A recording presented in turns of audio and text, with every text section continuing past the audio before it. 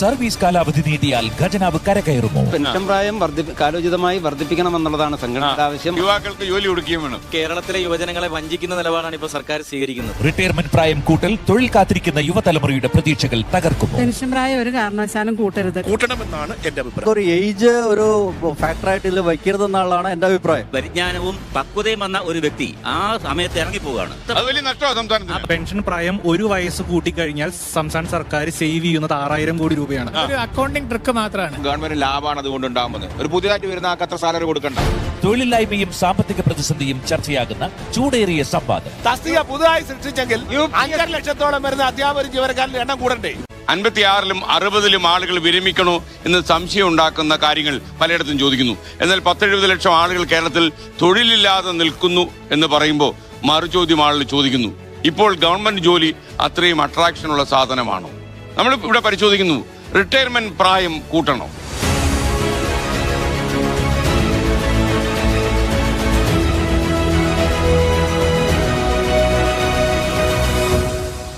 ഈ സംവാദത്തിൽ പങ്കെടുക്കുന്ന ഇവരാണ് സർക്കാർ ജീവനക്കാരുടെ സംഘടന സെറ്റോയുടെ ചെയർമാൻ ചപ്ര ജയകുമാർ. സർവീസിലുണ്ടോ?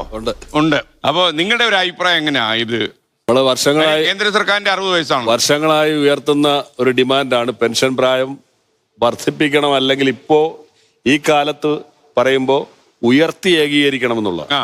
56-ൽ ഇറങ്ങണം ഇപ്പൊ അല്ലേ? 56-ൽ ഇറങ്ങണം. 2013 തൊട്ട് സർവീസിലുള്ളവര് 60 വയസ്സാണ്. ഇന്ത്യയിലെ എല്ലാ സംസ്ഥാനങ്ങളിലും 62, ആന്ധ്ര 62, തെലങ്കാന 61, 60 വയസ്സ് മുകളിലാണ്. അപ്പൊ ഇത് യുവജനങ്ങൾ ഇതിനെ എതിർക്കുന്നു. അവർക്ക് ഉള്ള അവസരം ആശങ്കയുണ്ട്. നിഷേധിക്കാതെ ഇത് രമ്യമായി പരിഗണം. വലിയൊരു ജനകീയ നിങ്ങൾ റിട്ടയർ ചെയ്തില്ലെങ്കിൽ അവിടെ പോസ്റ്റ് അല്ല, അത് ഒരു ജനകീയ അടിത്തറയുള്ള ഒരു സർക്കാർ അധികാരത്തിൽ വന്നിരിക്കുകയാണ്. ആ സർക്കാരിന് മുമ്പിൽ ഇതെല്ലാം പരിഗണനയ്ക്ക് വരുമ്പോൾ വളരെ നല്ലൊരു പാക്കേജ് അതിലുണ്ടാവണം എന്നുള്ളതാണ് നമ്മുടെ അഭിപ്രായം. കാരണം ഇപ്പൊ PSCക്ക് അപേക്ഷിക്കാനുള്ള പ്രായപരിധി വർദ്ധിപ്പിച്ചു കഴിഞ്ഞ ഗവൺമെന്റ്. അത് 40 വയസ്സ് 43, 45 വരെ എത്തിയിരിക്കുന്നു. അപ്പൊ അത് വ്യക്തമായ ഒരു ഉദ്ദേശമായി ഗവൺമെന്റ് ഉണ്ടായിരുന്നിരിക്കണം. ഇത് രാജ്യത്ത് പെൻഷൻ പ്രായം എന്തിനു വർദ്ധിപ്പിക്കണം? അല്ലെങ്കിൽ ഇതൊരു റോൾ മോഡലായി എക്സിക്യൂട്ടീവിനെ നിർത്തണം. അവർക്ക് നിർവചിക്കപ്പെട്ട രീതിയിലുള്ള ശമ്പളവും ആനുകൂല്യങ്ങളും കൊടുക്കണം. ഇപ്പൊ IAS ഉദ്യോഗസ്ഥർ ഇപ്പൊ പൊതുവെ സമൂഹത്തിൽ പറയും, അവരെ ഒരു മത്സര പരീക്ഷ എഴുതി 100-200 പേര് ഒരു വർഷം തിരഞ്ഞെടുക്കപ്പെട്ട് വരുന്നവരാണ്. ഇവിടെയും അങ്ങനെ മത്സര പരീക്ഷ എഴുതി ഒരു കാറ്റഗറിയിൽ അല്ലെങ്കിൽ പെടുത്തി അവർ വരുന്ന ആളുകൾ, അങ്ങനെയുള്ള ആളുകളെ സംരക്ഷിക്കാനും അവരെ മാറ്റി നിർത്താനും അവരിലേക്ക് എത്തിക്കാനാണ്, മറ്റുള്ളവരെ എത്തിക്കാനാണ് ഗവൺമെന്റ് നോക്കുന്നത്. താഴോട്ട് വിട്ടു ഇവർക്ക് ശമ്പളം കൊടുക്കുന്നു, വെറുതെ കൊടുക്കുന്നു, ആ ഒരു നറേറ്റീവ് അല്ല. എല്ലാവരെയും അപ്ലിഫ്റ്റ് ചെയ്യാനാണ് സർക്കാർ ശ്രമിക്കുന്നത്. അപ്പൊ നമ്മുടെ മുഖ്യമന്ത്രിയുടെ ഈ ധവളപത്രത്തിലേക്ക് ഇതിനെ കുറിച്ച് പരാമർശമൊക്കെ വന്നിട്ടുണ്ട്. മുഖ്യമന്ത്രി ഇതിൽ വിസ്മയം ഉണ്ടാകും എന്നുള്ളതാണ്. ഞാൻ ചോദിക്കട്ടെ, ഈ പുതിയ സർക്കാർ ഈ കാര്യത്തിൽ എന്ത് നിലപാടെടുക്കണമെന്നാണ് സെറ്റോ പറയുന്നത്? ഈ സർക്കാർ യുവജനങ്ങളെയും അവരുടെ തൊഴിലവസരങ്ങൾ ഇപ്പോ 10-20 അവരെയും കൂടെ ചേർത്ത് പിടിച്ചാൽ നിങ്ങളുടെ കാര്യം നടക്കും. വർഷം തോറും 10-20,000 ഒഴിവ് വരുന്നത് കൊണ്ട് മാത്രം ഈ വലിയ ഒരു തൊഴിൽ ഇല്ലായ്മയ്ക്ക് പരിഹാരം ഉണ്ടാക്കാൻ കഴിയില്ല. അതിന് സർക്കാർ മറ്റു മാർഗങ്ങൾ അവലംബിക്കണം. അപ്പൊ അതിനുള്ള പദ്ധതികളും നയപരിപാടികളും സർക്കാർ ഉണ്ടാകും. ഞങ്ങൾ അത് ഉറച്ചു വിശ്വസിക്കുകയാണ്. നിങ്ങളുടെ ഒരു അഭിപ്രായം എങ്ങനെ ഈ കാര്യത്തിൽ? പുതിയ സർക്കാരിന് റിട്ടയർമെന്റ് പ്രായം കൂട്ടാനുള്ള വല്ല ഐഡിയ ഉണ്ടോ? അല്ല, അതിനെ കുറിച്ച് ഞങ്ങൾക്കറിയില്ല. പക്ഷേ ഒരു കാരണവശാലും റിട്ടയർമെന്റ് പ്രായം കൂട്ടർ എന്നുള്ളതാണ് അല്ല, ഞാൻ ചോദിക്കുന്നത്, ഇദ്ദേഹം പറയുന്നത് അവരുടെ റിട്ടയർമെന്റ് പ്രായവും കൂട്ടി നിങ്ങൾക്ക് ജോലിയും തന്ന് മുന്നോട്ട് പോകണം. അതെങ്ങനെ? അതിൽ എനിക്കൊരു ചെറിയ അഭിപ്രായ വ്യത്യാസം ഉള്ളത്. പുള്ളി പറഞ്ഞത് ഒരു വർഷം 25,000 30,000 എന്തോ പറഞ്ഞു, 25,000 മുതൽ 30,000 വരെയാണ് ഒഴിവുകൾ വരുന്നത്. അതുകൊണ്ട് ഇവിടുത്തെ തൊഴിൽ പ്രശ്നം പരിഹരിക്കപ്പെടില്ല. പക്ഷെ അത്രയും പ്രശ്നം പരിഹരിക്കപ്പെടുമല്ലോ. അപ്പോ അത് ഒരു ന്യായമല്ല. പിന്നെ പറയുന്ന സാമ്പത്തികമായിട്ടുള്ള കാര്യമാണ്. സാമ്പത്തിക കാര്യം ഗവൺമെന്റിനെ സംബന്ധിച്ചിടത്തോളം പെൻഷൻ പ്രായം കൂട്ടിയത് കൊണ്ട് സാമ്പത്തികമായി ലാഭമുണ്ടായിട്ട് ഒരു കണക്കും ഇന്നേ വരെ വന്നിട്ടില്ല. താൽക്കാലിക ആശ്വാസം മാത്രമേ കിട്ടൂ. അല്ല, അതിൽ സത്യത്തിൽ പുതിയ നിയമനങ്ങൾ വരുമ്പോൾ സർക്കാർ ലാഭമാണ് ഉണ്ടാകുന്നത്. അപ്പൊ അതുകൊണ്ട് എന്ത് പറഞ്ഞാലും പെൻഷൻ പ്രായം കൂട്ടിക്കൊണ്ടുള്ള ഒരു സമീപനം സ്വീകരിക്കുന്നതിനോട് യോജിക്കാൻ സാധിക്കില്ല. നമ്മൾ ഈ ചവറയിൽ വന്ന ഈ പ്രയോഗം ഉണ്ടല്ലോ, അതായത് ഈ പെൻഷൻ പ്രായം കൂട്ടുകയും വേണം, യുവാക്കൾക്ക് ജോലി കൊടുക്കുകയും വേണം. അതങ്ങനെ തന്നെ വേണം. നിങ്ങൾക്ക് അതേ അഭിപ്രായമാണ്? അതെ, കാരണം കേരളത്തിലെ സാധാരണ യുവാക്കളെ സംബന്ധിച്ചിടത്തോളം ആ യുവാക്കളെ സംബന്ധിച്ചിടത്തോളം അവർ 10ാം ക്ലാസ് കഴിഞ്ഞ് അല്ലെങ്കിൽ ഡിഗ്രി കഴിഞ്ഞ് പ്രൊഫഷണൽ കോഴ്സ് കഴിഞ്ഞാൽ ആദ്യം പോകുന്നതെന്ന് പറയുന്നത് PSC പരീക്ഷ എഴുതുന്നതിന് വേണ്ടിയാണ്. അതിനുവേണ്ടിയുള്ള പ്രിപ്പറേഷന് വേണ്ടിയാണ് പോകുന്നത്. അപ്പോൾ അങ്ങനെ പ്രിപ്പറേഷന് വേണ്ടി പോകുന്നതിൻ്റെ കാരണമെന്ന് പറയുന്നത് ഈ കാലഘട്ടത്തിൽ PSC നടത്തിയിട്ടുള്ള വിശ്വാസ്യതയാണ്. രാത്രി 11:55-നും 11:59-നും അഡ്വൈസ് മെമ്മോ കൊടുക്കുന്ന, 11:59-നും നിയമനോത്തരവ് കൊടുക്കുന്ന, 11:59-നും ഒഴിവ് റിപ്പോർട്ട് ചെയ്യുന്ന ഒരു സംഗതിയിലേക്ക് നമ്മുടെ സംസ്ഥാനത്തെ PSC വളർന്നിട്ടുണ്ട് എങ്കിൽ അതിലുള്ള 11 രാത്രി 11:59 ചെയ്തു വർക്ക് ചെയ്തിട്ടുണ്ട്. വർക്ക് ചെയ്യുകയും അതിനനുസരിച്ച് നിയമനം നൽകുകയും ചെയ്യും. കാര്യക്ഷമത ഇല്ല എന്ന് ആരും പറയുന്നില്ല. ഇപ്പൊ എവിടെ നോക്കിയാലും ലോകത്ത് എവിടെ ആയാലും അവർക്ക് സാലറി കൂടുതലും അവരുടെ കഴിവുകൾ വിനിയോഗിക്കാനാണ് മൾട്ടിനാഷണൽ കമ്പനികളെല്ലാം ഇഷ്ടപ്പെടുന്നത്. ഏജ്ഡായിട്ടുള്ള ആളുകളെക്കാൾ കൂടുതലായിട്ട് യുവാക്കൾ കടന്നു വരണമെന്നാണ് അത്തരത്തിലുള്ള കൺസെപ്റ്റ്. ആ രൂപത്തിലേക്ക് യുവാക്കൾ മാറിയാൽ തന്നെ ഇതിനൊരു പ്രശ്നത്തിന് പരിഹാരമാവും. PSCയുടെ ഈ നാമമാത്രമായ ജോലി അല്ല, അതിനപ്പുറത്തൊരു ലോകമുണ്ടെന്നും അവിടെ അത് പ്രയോജനപ്പെടുത്താൻ അവർ തയ്യാറാവണം. ഒരു വശം കൂടി 6000 കോടി രൂപയുടെ കാര്യം പറയുന്നു ഈ ധവളപത്രത്തില്. കോളേജിലെ തസ്തികകൾ കൊണ്ടുവന്നത് മെഡിക്കൽ കോളേജ് കൊണ്ടുവന്ന UDF 16 അധികാരം വിട്ടൊഴിഞ്ഞാൽ അടുത്ത നിയമനം നടത്തിയതിന് ഏതാണ്ട് വലിയ കാര്യം പോലെ 1,00,000 സർക്കാർ ജീവനക്കാരുടെ തസ്തിക വെട്ടിക്കുറച്ചു 10 വർഷം കൊണ്ട്. ലാസ്റ്റ് ഗ്രേഡ് ജീവനക്കാർ യുവജന സംഘടനകൾ അറിയാത്തതാണ്. ടൈപ്പിസ്റ്റ് ഒരുപാട് 1,00,000 ജീവനക്കാരുടെ തസ്തിക മെഡിക്കൽ കോളേജ് മാത്രമല്ല, പത്തനംതിട്ട ജില്ലയിലെ Konni medical college, Wayanad Kalpetta medical college, എല്ലാ ജില്ലകളിലും മെഡിക്കൽ കോളേജ് ഉണ്ടായി. ആ മെഡിക്കൽ കോളേജുകളിലെല്ലാം പുതിയ തസ്തിക. ഇപ്പൊ പറഞ്ഞ കാര്യം കല്ലിട്ട് പോയതല്ലാതെ ഒരു കെട്ടിടം പോലും ഉണ്ടായിരുന്നില്ല UDF ഭരിക്കുമ്പോൾ. അതിനുശേഷം കെട്ടിടം ഉണ്ടാക്കി, പുതിയ തസ്തിക ഉണ്ടാക്കി. മെഡിക്കൽ കോളേജിലെല്ലാം പറയട്ടെ ഇടക്കേറി പറയാതെ അപ്പൊ എല്ലാ മെഡിക്കൽ കോളേജിലും ആവശ്യത്തിന് തസ്തിക. ഇപ്പൊ കോവിഡിന് ശേഷം പുതിയ നഴ്സുമാരെ, അതുപോലെ ഡോക്ടർമാരെ, പുതിയ തസ്തിക. അപ്പൊ കണക്ക് നമ്മുടെ പബ്ലിക് ഡൊമൈനിലുണ്ട്. ഇവര് പറയുന്ന പോലെ വെറുതെ അല്ല, പരിശോധിച്ച കണക്ക് കിട്ടും. ആരോഗ്യ മേഖല പറഞ്ഞുകൊണ്ട് പറയാം. ഇവര് കാണുന്നില്ല, അവർക്ക് കാണില്ല. അതാ ഒരു കാര്യം. നമ്മുടെ പ്രൈമറി ഹെൽത്ത് സെന്ററുകൾ എന്തായിരുന്ന അവസ്ഥ? രാവിലെ തൊട്ട് ഉച്ചവരെ ഒരു ഡോക്ടറും ഒരു നഴ്സുമായിട്ട് 2016 ശേഷം ഫാമിലി ഹെൽത്ത് സെന്ററുകളായി. രാവിലെ തൊട്ട് വൈകുന്നേരം വരെ 2-3 അതുപോലെ നഴ്സുമാരുണ്ട്. വെറുതെ പറയുന്നില്ല, ഞാൻ ചലഞ്ച് ചെയ്യുന്നു. ഞാൻ ജില്ലാ പഞ്ചായത്ത് പറയാനാണ്. ഡോക്ടർമാരൊക്കെയാണ് ജില്ലാ ഹോസ്പിറ്റൽ അടക്കം പ്രവർത്തിച്ചുകൊണ്ടിരിക്കുന്നത്. നുണ പറയരുത്. അല്ല, ഞാനും ജില്ലാ പഞ്ചായത്തും ഈ ആരോഗ്യ മേഖലയിൽ എന്തൊക്കെയാണ് രാഷ്ട്രീയമായി തർക്കിക്കുന്നതിനിടയിൽ ശ്രീ ചവറ പറഞ്ഞു പോയ ഒരു പോയിന്റിന് ആരും നോട്ട് ചെയ്തില്ല. ശ്രീ ചവറ അദ്ദേഹത്തിന്റെ സമയത്ത് അദ്ദേഹം പറയാണ്, യുവാക്കൾ എല്ലാവരും കൂടി എന്തിനാണ് PSC നോക്കി ഇങ്ങനെ വികാര നിർഭരരായിരിക്കുന്നത്? നിങ്ങൾക്ക് മൾട്ടിനാഷണൽ കമ്പനികൾ വളരെ കൗതുകമുള്ള ജോലിയും വലിയ സാലറി പാക്കേജും ഒക്കെ വെക്കുന്നത്. താങ്കളുടെ ആ പ്രായത്തിൽ, താങ്കൾ യുവാവായിരുന്ന കാലത്ത് താങ്കൾ എന്തുകൊണ്ടാണ് PSCയിൽ വേണമെന്ന് ആഗ്രഹിച്ചത്? തലമുറക്ക് പാടില്ല. അതൊരു ഞങ്ങളുടെ കാലത്ത് രാജ്യം വിദ്യാഭ്യാസം ചെയ്യാനുള്ള സാഹചര്യമില്ല. കായിക മേഖലയിൽ ഉണ്ടായിട്ടുള്ള വളർച്ച എന്താണ് എന്നും അതുകൊണ്ട്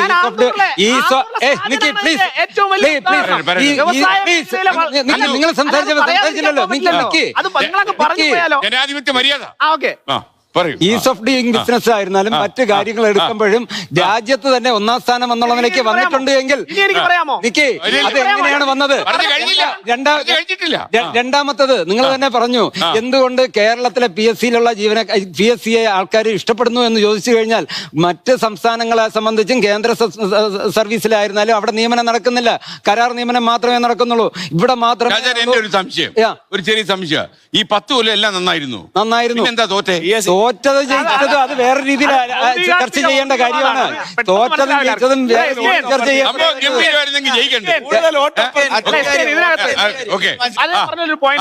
അതായത് അദ്ദേഹം PSCയുടെ വിശ്വാസ്യതയെ കുറിച്ചാണ് അദ്ദേഹം പറഞ്ഞത്. ഈ PSC നിയമനം കൊടുത്ത CPO റാങ്ക് ലിസ്റ്റിൽപ്പെട്ട 2 പേര് പരസ്പരം കത്തിക്കുത്ത് നടത്തിയത് കൊണ്ട് മാത്രമാണ് സ്വന്തം പേരിന്റെ അക്ഷരം പോലും കൃത്യമായി എഴുതാൻ അറിഞ്ഞൂടാത്തവൻ ഈ റാങ്ക് ലിസ്റ്റിൽ പെട്ടു എന്ന് കേരളത്തിന് മുന്നിൽ തെളിവ് വന്നത്. അപ്പൊ ആ PSCയെ താങ്കൾ മഹത്വവൽക്കരിക്കുമ്പോൾ കേരളത്തിലെ ചെറുപ്പക്കാർക്ക് ചില ചോദ്യങ്ങൾ ചോദിക്കാനുണ്ട്.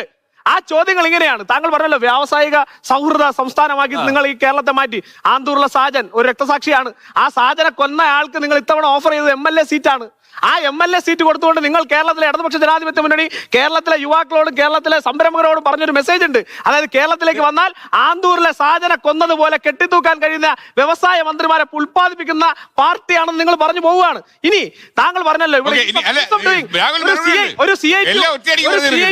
ഒരു CITU ആൾക്കാരുടെ ഭാഗമായിട്ട് ഇവിടെ എറണാകുളത്ത് SKന്റെ ചാനലാണ് അത് ആദ്യമായി ബ്രേക്ക് ചെയ്ത് ഇവിടെ എറണാകുളത്ത് ഒരു ഗ്ലാസ് ഫാക്ടറിയിലേക്ക് കൊണ്ടുവന്ന് ഇറക്കിയ സാധനത്തെ അവിടെ താഴെ ഇറക്കാൻ, അവിടെ മിഷണറിയുടെ ഭാഗമായിട്ട് മാത്രമേ താഴെ ഇറക്കാൻ പറ്റുള്ളൂ. പക്ഷെ CITുകാർ പറയാണ് ആ മിഷണറി ഉപയോഗിച്ച് താഴെ ഇറക്കാൻ പാടില്ല, ഞങ്ങൾ ഇറക്കും. അപ്പോ കടയുടമ ചോദിക്കുക, നിങ്ങൾ ഇറക്കിയാൽ ഇതിന് പരിക്ക് പറ്റിയാൽ ആര് ഇതിന്റെ മറുപടി പറയും? ആ മറുപടിക്ക് ഇവിടുത്തെ CITുവിന് മറുപടിയില്ല, ഇവിടുത്തെ വ്യവസായ മറുപടിയില്ല.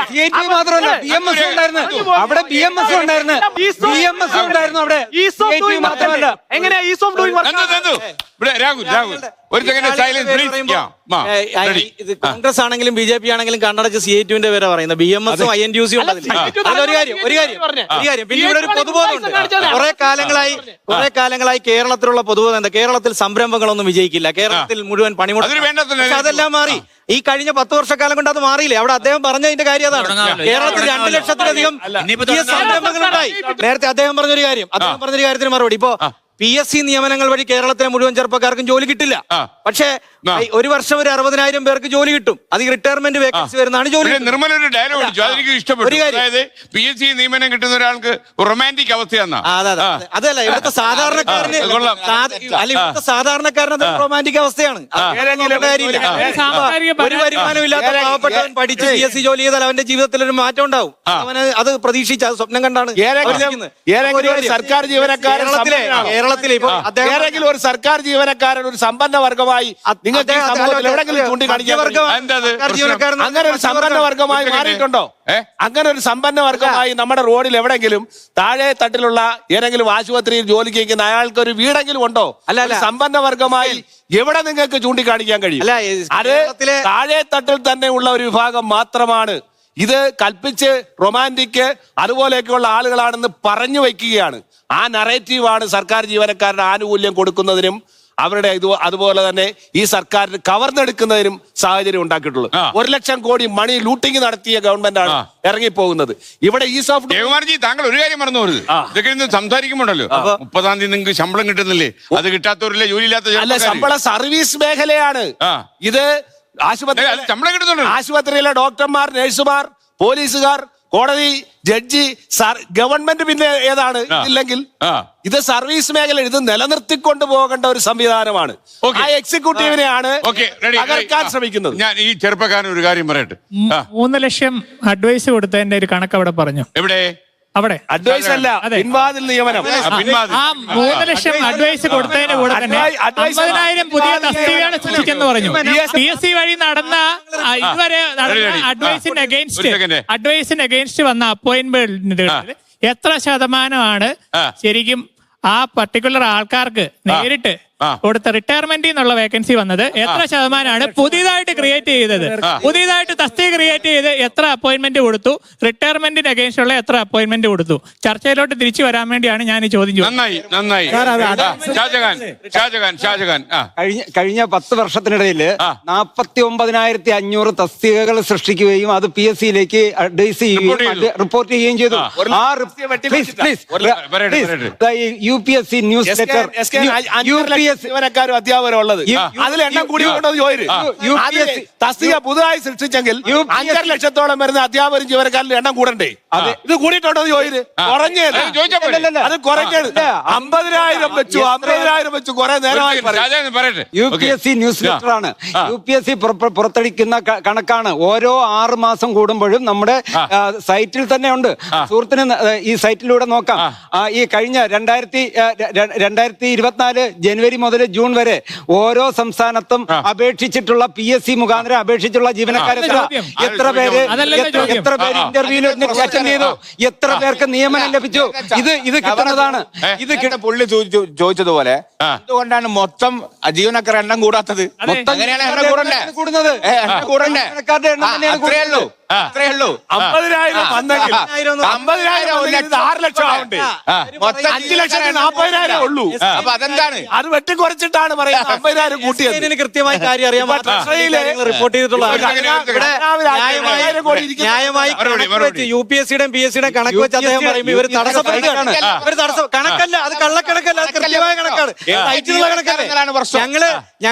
ഞങ്ങള് ഫേസ്ബുക്കിൽ പോസ്റ്റ് ഇടുന്ന കണക്കല്ല, അത് സൈറ്റിൽ PSC-യുടെ UPSC-യുടെ ആ റാങ്ക് ഹോൾഡർമാരുടെ അസോസിയേഷൻ അവരുടെ ഭാരവാഹികളോട് ചോദിച്ചാൽ കേരളത്തിലെ PSC-യിൽ വരുന്ന വേക്കൻസി മാത്രം എന്തിനാണ് ഈ സങ്കുചിത ചിന്താഗതിയായിട്ട് ഈ യുവജനങ്ങൾ നടക്കുന്നത്? സ്റ്റാഫ് സെലക്ഷനിൽ ലക്ഷമാണ് സങ്കുചിതം അവരുടെ. അല്ല, PSC-യിൽ വേക്കൻസി വരുന്നത് ഏതാണ്ട് 25,000 വേക്കൻസി ഒരു കൊല്ലം വരുള്ളൂ. അതുമായിട്ട് പാരലായിട്ട് സ്റ്റാഫ് സെലക്ഷൻ കമ്മീഷൻ യുവാക്കൾക്ക് അവസരമില്ല എന്ന് പറയാണ്. യുവാക്കൾക്ക് അവസരമില്ല എന്ന് പറയാണ്. സ്റ്റാഫ് സെലക്ഷനിൽ 50 ലക്ഷം ജീവനക്കാരുണ്ട് സെൻട്രൽ ഗവൺമെന്റില്.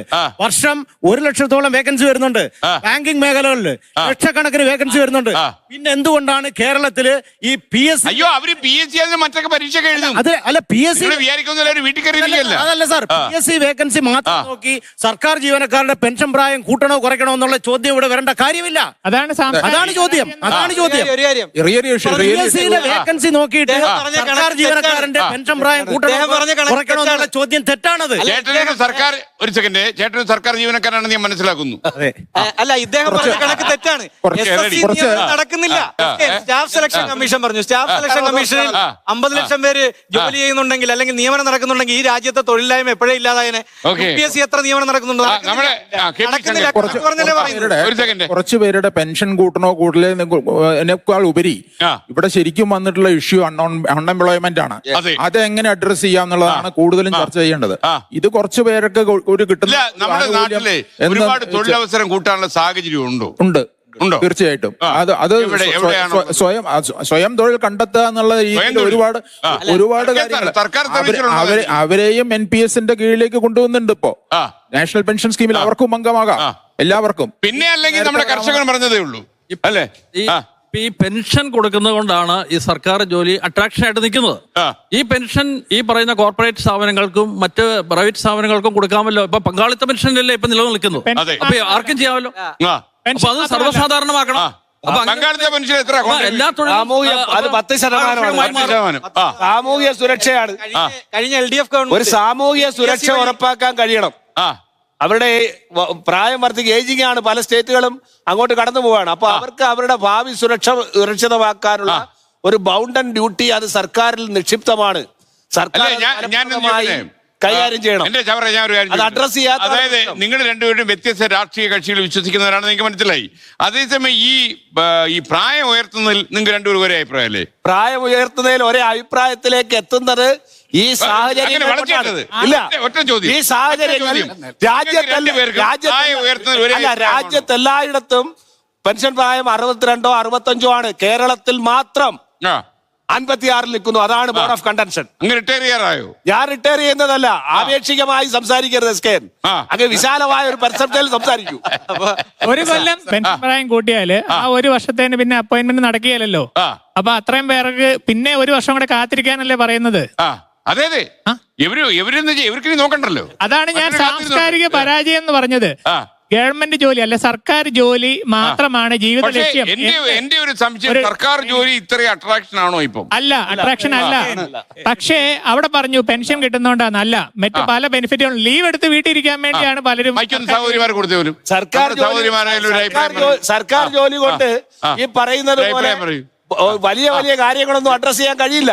ഒരു ചെറിയ ജീവിതം കെട്ടിപ്പടുക്കാൻ മാത്രമേ അതുകൊണ്ട് കഴിയൂ. അല്ലാതെ പുറത്തു നിന്ന് ആളുകൾ നോക്കുന്നത് പോലെ നിങ്ങൾ വലിയ സമ്പന്നരെന്ന് ആരും ഞങ്ങളുടെ ജോലി അപഹരിച്ചിട്ടല്ല അതിന് സംവിധാനം ഉണ്ടാക്കാണ്. അത് സർക്കാർ അവരെ അപ്ലിഫ്റ്റ് ചെയ്യണം. ഒരു സഹോദരി, പെൻഷൻ പ്രായം ഒരു കാരണവശാലും കൂട്ടരുത്. കാരണം വന്ന യുവജനങ്ങൾക്ക് അടുത്ത ജോലി കിട്ടണം. അപ്പൊ അത് കൂട്ടിക്കഴിഞ്ഞിട്ടുണ്ടെങ്കിൽ അവർക്ക് അവസരം നഷ്ടപ്പെടുവല്ലേ. അങ്ങനെ കൂട്ടരുതെന്നുള്ളതാണ് എന്റെ അഭിപ്രായം. അത് നമ്മുടെ വീട്ടിൽ ഒരാൾ സർക്കാർ ഉദ്യോഗസ്ഥരും ഒരാള് അഭ്യസ്ത വിദ്യരുമായി വരുമ്പോൾ ഒരു മാതാവിനുണ്ടാകുന്ന വികാരം എങ്ങനെയാണ്? ആ വീട്ടിൽ അങ്ങനെ ഇല്ല, ഉണ്ടോ? ഭർത്താവിന്റെ ഭർത്താവിന് പെൻഷൻപ്രായം നീട്ടിക്കൊടുക്കുകയും ജോലി കിട്ടുകയും വേണം എന്ന രീതിയിൽ സഹോദരിമാരെന്ന് പറയും, അമ്മമാരെന്ന് പറയും. അമ്മമാരൊക്കെ പറയേണ്ടത് തൊഴിൽ രഹിതരായ മക്കൾ വീട്ടിലുണ്ടെങ്കിൽ നിങ്ങളുടെ ഉത്കണ്ഠ നമുക്ക് മനസ്സിലാവും. ഭർത്താവ് സർക്കാർ ജോലിക്കാരനാണെന്ന് കരുതിയാൻ വേണം. അല്ല ഇങ്ങനെ സ്വാധീനിക്കാൻ സർക്കാർ ജോലിക്കാരനാണ്ട് റിട്ടയർഡായി. ഞാൻ ബാങ്ക് ഉദ്യോഗസ്ഥയായിരുന്നു, റിട്ടയർഡായി. പെൻഷൻ പ്രായം 60 വയസ്സ് വരെ ആക്കണം എല്ലാ മേഖലയിലും. ആക്കണം. സർക്കാർ ജീവനക്കാരുടെ അപ്പൊ നമ്മുടെ വേറെ ആ വീട്ടമ്മ എന്ന് പറഞ്ഞേ, പെൻഷൻ പ്രായം ഒരു കാരണവശാലും കൂട്ടരുതെന്നാണ് എന്റെ കാരണം അഭ്യസ്തവിദ്യരായ ആളുകള് ഒത്തിരി പിള്ളേര് ഫീസിലെ പരീക്ഷ എഴുതി റാങ്ക് ലിസ്റ്റിൽ പെട്ടിട്ടും സമയപരിധിക്ക് ഉള്ളിൽ അവർക്ക് ജോലി കിട്ടാതെ അവർ നിരാശരായിരിക്കുന്ന ഈ സമയത്ത് ഇനിയും പെൻഷൻ പ്രായം വർദ്ധിക്കണം എന്ന് പറയുന്നതിനോട് യോജിക്കാൻ പറ്റില്ല. സുരേഷ് കുമാർ എന്താ പറയാൻ വന്നല്ലേ? എന്റെ അഭിപ്രായത്തിൽ നിങ്ങൾ ഒരു അഭിപ്രായം പറയൂ. എന്റെ അഭിപ്രായത്തില് സ്കില്ലുള്ള ആർക്കും ജോലി കിട്ടും. ഇപ്പൊ ഉദാഹരണം പറഞ്ഞാല് സാറിന്റെ സ്ഥാപനത്തില് ഒരു സ്കില്ലുള്ള ഒരു പ്രസന്റർ ഉണ്ടെങ്കിൽ വരികയാണെങ്കിൽ അവർക്ക് ജോലി കിട്ടിരിക്കും. ഇപ്പൊ നമുക്കറിയാം നല്ലപോലെ കമ്മ്യൂണിക്കേഷൻ സ്കില്ലുള്ള നല്ല പ്രസന്റേഷൻ സ്കില്ലുള്ള ആള് വന്നു കഴിഞ്ഞാൽ അവർക്ക് ഇത് ദൃശ്യ മാധ്യമ മേഖലകളിലേക്ക് ജോലി കിട്ടും. അഥവാ ഇവിടെ കിട്ടിയില്ലെങ്കിൽ യൂട്യൂബ് ചാനൽ തുടങ്ങാം. അതെ, ഏത് മേഖലയിലും പെൻഷൻ പ്രായം ഉയർത്തി 60 വയസ്സെങ്കിലും ആക്കണമെന്നാണ് എന്റെ അഭിപ്രായം. കൂടാതെ വളരെ പരിചയസമ്പന്നരായ അധ്യാപകരെയും ഡോക്ടർമാരെയൊക്കെ നമുക്ക് ചുരുങ്ങിയ കാലം കൊണ്ട് കിട്ടും. ഇനി പുതുതായിട്ട് സർവീസ് PSC വഴി എടുത്ത് പരിശീലനം കൊടുക്കേണ്ട ഒരു ആവശ്യം വരുന്നില്ല. ഇവര് നല്ല പരിചയസമ്പന്നരായ ആൾക്കാരാണ്, അവരുടെ സേവനം നമുക്ക് നാടിന് കിട്ടും. അതുകൊണ്ട് പെൻഷൻ പ്രായം തീർച്ചയായിട്ടും 60 വയസ്സാക്കണം. ഒരു കാരണവശാലും പെൻഷൻ പ്രായം കൂട്ടാൻ പാടില്ല. കാരണം ആയിരക്കണക്കിന് ആൾക്കാരാണ് PC ടെസ്റ്റ് എഴുതി ജോലിക്ക് വേണ്ടി കാത്തിരിക്കുന്നത്. അത് വർഷങ്ങളോളം ലിസ്റ്റ് വന്നിട്ട് അവസാനം ലിസ്റ്റിലെ ടൈം കഴിഞ്ഞു, എല്ലാവരും പുറത്തേക്ക് പോകുന്നു. സാറേ, എന്റെ അഭിപ്രായത്തിൽ ഞാനൊരു സെൻട്രൽ ഗവൺമെന്റ് റിട്ടയർഡ് പേഴ്സൺ ആണ്. 60 വയസ്സ് വരെ. പക്ഷെ എന്റെ അഭിപ്രായത്തിൽ പെൻഷൻ പ്രായം 60 വയസ്സ് വരെ ആക്കണം എന്നുള്ളതാണ് എന്റെ അഭിപ്രായം. എല്ലാ സംസ്ഥാനത്തെയും ഒരു ഏകീകൃതമാക്കണം പറഞ്ഞ ആ ബുദ്ധിയാ അല്ലേ? ഓക്കെ. ഒരു അഭിപ്രായം പറഞ്ഞു. എന്റെ അഭിപ്രായം പെൻഷൻ പ്രായം കൂട്ടരുത് ഒരിക്കലും. 50 വയസ്സാക്കണം എന്നാണ് ഇത്.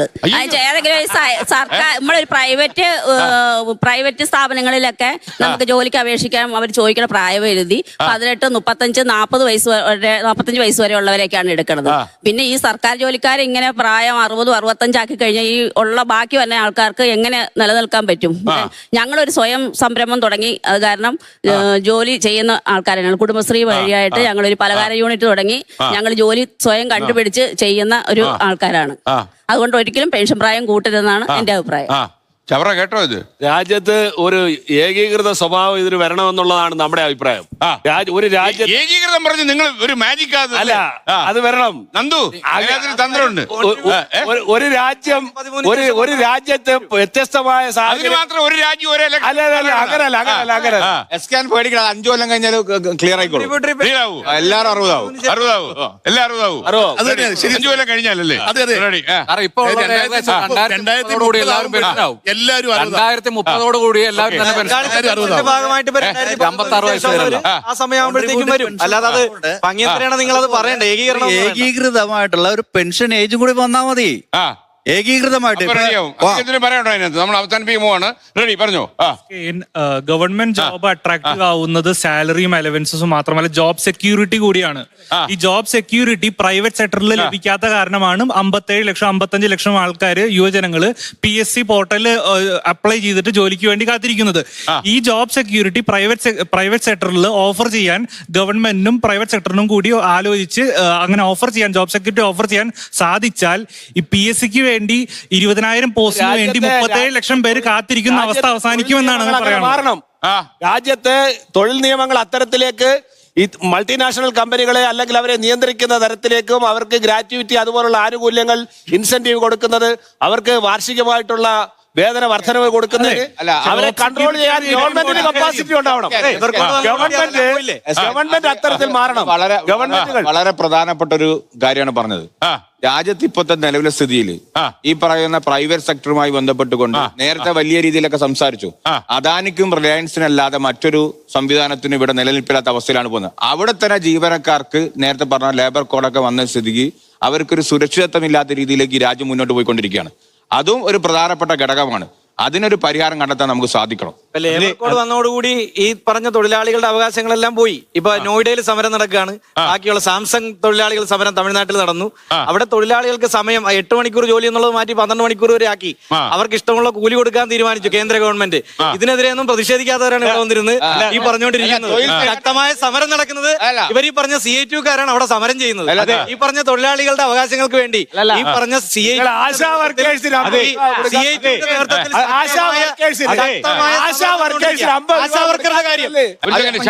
അതിൽ തിരുത്തുണ്ട്. ഉമ്മൻചാണ്ടിയുള്ള ഗവൺമെന്റ് സമയത്ത് ആശാ പ്രവർത്തകന്മാർക്ക് ഈ പറയുന്ന ജോലി പ്രശ്നങ്ങളൊന്നും ഉണ്ടായിരുന്നില്ല. പറഞ്ഞേട്ടെ ഈ ഗവൺമെന്റ് ഈ പറയുന്ന ആരോഗ്യ വകുപ്പിലേക്കുള്ള പല ചുമതലയും ഏൽപ്പിച്ചത് ആശാപ്രവർത്തകന്മാരെയാണ്. അവിടുന്ന് അവർക്ക് കിട്ടേണ്ട സാമ്പത്തികം കൊള്ളയടിച്ചിട്ട് കഴിഞ്ഞ 10 വർഷക്കാലം ഒരു നയാ പൈസ കൂട്ടാതെ ഇപ്പം കൂട്ടിയപ്പോ ആ തരത്തിലേക്ക് സംസാരിക്കുന്നതിനാണ് ഇതാണ് ഈ നുണപ്രചരണം. 1000 രൂപയാണ് ഉമ്മൻചാണ്ടി ഉണ്ടായിരുന്നപ്പോ ഉണ്ടായിരുന്നത്. അതിനുശേഷം 5000 രൂപ വർദ്ധിപ്പിച്ചു ഒന്നാം പിണറായി ഗവൺമെന്റ്. അതിനുശേഷം ഇപ്പൊ 3000 രൂപ വർദ്ധിപ്പിച്ചു 8000 രൂപയായി. 15000 രൂപ കിട്ടും. ഇവര് 21,000 രൂപ ഞങ്ങൾ അധികാരത്തിൽ വന്നാൽ കൊടുക്കുമെന്ന് പറഞ്ഞ് ഇവരുടെ മുഖ്യമന്ത്രി സതീശൻ അധികാരത്തിൽ വന്നതിന് ശേഷം ഇപ്പൊ 3000 രൂപ മാത്രം കൊടുത്തിട്ട് ഇത്രേ ഉള്ളൂ എന്ന് പറഞ്ഞ് അവരെ പറ്റിച്ചിട്ട് പോയിരിക്കും. ക്ഷേമ പെൻഷൻ 2500 പിന്നീട് വന്നിട്ടില്ല. അപ്പൊ ആ ടീമാണ് ഇപ്പൊ പറയുന്നത്. അതുകൊണ്ട് ഞങ്ങളൊന്ന് ഭരിക്കട്ടെ എന്നിട്ട് തീരുമാനിക്കാം. ഞങ്ങളൊന്ന് ഇറങ്ങിയില്ലല്ലോ. 2013 ഈ NPS നടപ്പാക്കിയതിന് ശേഷമുള്ളത് ഏകീകൃതമായിട്ട് എത്ര കൊല്ലം കഴിയുമ്പോൾ മുഴുവൻ എല്ലാവർക്കും ഒരേ പെൻഷൻ ആവും എന്നുള്ള നിലയ്ക്ക് ഇപ്പൊ നമുക്ക് ഈ ചർച്ചയ്ക്ക് വലിയ വിഷയം ഉണ്ടെന്ന് തോന്നുന്നില്ല. എനിക്ക് കൂടുതൽ അഡ്രസ് ചെയ്യേണ്ട വിഷയം അൺഎംപ്ലോയ്മെന്റ് ആണ്. അതിന് എങ്ങനെ അത് അല്ലല്ല തീർച്ചയായിട്ടും അതിന് കോർഡിനേഷൻ അതിനുള്ള കോർഡിനേഷൻ വേണം. അടൽ ബിഹാരി വാജ്പേയിയുടെ ഗവൺമെന്റാ പെൻഷൻ ജനുവരി മാസത്തിൽ ഈ രാജ്യത്തെ തകർത്ത പെൻഷൻ സംവിധാനം കൊണ്ടുവന്നത് അടൽ ബിഹാരി വാജ്പേയിയുടെ ഗവൺമെന്റാണ്. 2004 എല്ലാ സ്റ്റേറ്റിലും അടിച്ചേൽപ്പിച്ചു. ഈ പെൻഷൻ സംവിധാനം തകർത്തു. പങ്കാളിത്ത പെൻഷൻ പദ്ധതിയെ പറ്റി പറയുകയാണെങ്കിൽ 2004 ഓർഡിനൻസ് കൊണ്ടുവന്നു. പക്ഷേ 2012 ഈ കോൺഗ്രസ് ഭരിക്കുന്ന സമയത്ത് BJP-യുടെ പിന്തുണയോടുകൂടിയാണ് അവിടെ കൊടുത്തത്. ഇനി ഒന്നും കൂടി പറഞ്ഞോട്ടെ, 2019 ലേബർ കോഡ് കൊണ്ടുവരുന്നു. അതിൽ കോഡ് ഓൺ വേജസ് കൊണ്ടുവരുന്നു. ആ കോഡ് ഓൺ വേജസിന് പിന്തുണ പ്രഖ്യാപിച്ചത് അന്ന് കോൺഗ്രസ് ആണ്. എന്തുകൊണ്ട് കോഡ് ഓൺ വേജസിന് അന്ന് എതിർത്തില്ല? എന്തുകൊണ്ട്? അപ്പൊ ആകെ കമ്മ്യൂണിസ്റ്റ് പാർട്ടി ഭരിച്ച പശ്ചിമ ബംഗാളിലാണ് ഏറ്റവും വലിയ കലാപം ഉണ്ടായത്. അവിടെയാണ് എല്ലാ ചരിത്രത്തിലേക്ക് പലകനെ പോണ്ട.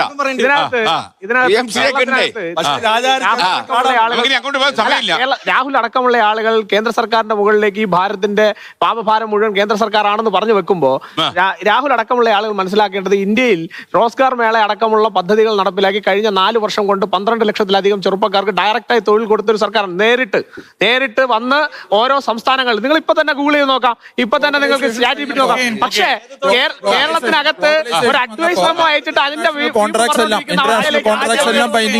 അതിനെ കുറിച്ച് ചോദിക്കാൻ രാജ്യത്ത് മൻമോഹൻ സിംഗ് 60 ലക്ഷം കേന്ദ്ര ഗവൺമെന്റ് ജീവനക്കാർ, പെൻഷൻകാർ 1 ലക്ഷം ജീവനക്കാരും ഉണ്ടായിരുന്നു. 1 ലക്ഷം കോടി. ആ എണ്ണത്തിൽ എന്ത് വർധനവാ വൻതോതിൽ ഇടിവാ സംഭവിച്ചത്. ഒരു സെക്കൻഡ് ചേട്ടൻ ഈ സംസാരിച്ച ആളെ കുഴപ്പത്തിലാക്കും. PSC അപ്ലൈ ചെയ്യേണ്ട വയസ്സ് 45 പറഞ്ഞു. ഈ 45 വയസ്സ് ജോലി കിട്ടിയ ആൾക്ക് എത്ര സർവീസ് കിട്ടും? അപ്പൊ പെൻഷൻ 15 വർഷം ഓടും. അത്രയും അല്ലേ കിട്ടുള്ളൂ. അപ്പൊ ഒരു 60 വയസ്സാക്കണതാണ് ഞാൻ പറയുന്നത്. പെൻഷൻ പ്രായം ഒരു പോയിന്റ് നമ്മൾ ഈ പെൻഷൻ പ്രായം ഉയർത്തുക 60-ആയും 62 ഒരു പോയിന്റ് നമ്മൾ 60-ആയും 62-ആയും 63-ആയും ഉയർത്തുമ്പോൾ നമ്മൾ ചർച്ച ചെയ്യേണ്ട ഒരു കാര്യം, നമ്മൾ ഇന്ന് ചർച്ച ചെയ്യാത്ത ഒരു കാര്യം, ഇതെങ്ങനെയാണ് കേരള ഗവൺമെന്റ് സർവീസസിന്റെ എഫിഷ്യൻസിയെ ബാധിക്കാൻ പോകുന്നത്, എങ്ങനെയാണ് അത് അപ്ലിഫ്റ്റ് ചെയ്യാൻ പോകുന്നത്, എങ്ങനെയാണ് ലോങ് ടേമിൽ പെൻഷൻ പ്രായം ഉയർത്തുമ്പോൾ കേരള സർക്കാർ കൊടുക്കുന്ന സർവീസസിന്റെ എഫിഷ്യൻസി എങ്ങനെയാണ് അപ്ഗ്രേഡ് ചെയ്യാൻ പോകുന്നത് എന്നതാണ് നമ്മൾ ചർച്ച ചെയ്യേണ്ട ഒരു കാര്യം. ഒറ്റ വാചകം, സമയം കഴിഞ്ഞു. പൊതുഖജനാവിലെ പണം വീതം വെക്കുന്നതിനെ കുറിച്ച് ഇങ്ങനെ ആൾക്കാർ ബഹളം വെക്കാതെ ഉദ്യോഗാർത്ഥികൾക്ക് ജോലി ചെയ്യാനായിട്ടുള്ള മികവ് ഉണ്ടാക്കുന്നതിന് ആവശ്യമായ സംവിധാനം ഉണ്ടാക്കാൻ ശ്രമിക്കുക. കേരളത്തിലെ ജനങ്ങളുടെ ആയുർദൈർഘ്യം ഏറ്റവും അമേരിക്കയെക്കാളും കൂടുതലായതുകൊണ്ട് കേരളത്തിലെ ഈ റിട്ടയർമെന്റ് പ്രായം കൂട്ടണമെന്നാണ് എന്റെ അഭിപ്രായം. അപ്പൊ രാഹുലെ കൂട്ടണോ? അവസാനമായിട്ടാണ്. അവസാനമായിട്ടാണ്. അത് കഴിഞ്ഞാൽ കഴിഞ്ഞു. റിട്ടയർമെന്റ് പ്രായം 60 വയസ്സാക്കാൻ ഈ ഗവൺമെന്റ് തീരുമാനിച്ചാൽ ശക്തമായ സമരം ഡിവൈഎഫ്ഐ കേരളത്തിന്റെ തെരുവോരങ്ങളിൽ നടത്തും. ഒരു കാരണവശാലും അനുവദിക്കില്ല. 60 വയസ്സ് ഒരു കാരണവശാലും ആക്കാൻ പാടില്ല. പക്ഷെ അതിന്റെ കൂടെ തന്നെ പല മേഖലകളിൽ ഇപ്പോഴും ഒഴിവ് നികത്താത്ത ഒരു പ്രയാസമാണ്. പ്രത്യേകിച്ച് കോളേജ് അധ്യാപകന്മാരുടെ ഈ റാങ്ക് ലിസ്റ്റ് ഉണ്ടായിട്ട് 3 വർഷമായിട്ടും ഒരു നിയമനം പോലും കേരളത്തിൽ നടന്നില്ല എന്ന് പറയുമ്പോൾ, 1ാം റാങ്കുകാരന് പോലും കിട്ടിയില്ല എന്ന് പറയുമ്പോൾ എത്ര വലിയ നിയമന നിരോധനമാണ് ഇവിടെ നടപ്പിലാക്കിയതെന്നും കൂടി ഓർക്ക് നന്നായിരിക്കും. കഴിഞ്ഞ 70 വർഷക്കാലമായിട്ട് ഇടതു വലത് മുന്നണികൾ ഭരിച്ചു മുടിച്ചതിന്റെ പാപഭാരം കേരളത്തിലെ ചെറുപ്പക്കാരുടെ തലയിൽ കെട്ടിവെക്കാനാണ് ഏത് സർക്കാർ ശ്രമിച്ചാലും അതിനെ തെരുവിൽ ചോര കൊടുത്ത് ചെറുക്കുന്ന നിലപാടായിരിക്കും യുവമോർച്ച എടുക്കുന്നത് എന്നുള്ള കാര്യത്തിൽ ഒരു തർക്കവും വേണ്ട. കേരളം എന്താ ഇന്ത്യയിലെ ഒരു സംസ്ഥാനമല്ലേ? ആണ്. ഈ രാജ്യത്ത് എല്ലാ സംസ്ഥാനങ്ങളിലും 60, 62, 65 ആണ്. എന്തുകൊണ്ട് കേരളത്തിൽ 56? അതാണ് ചോദ്യം.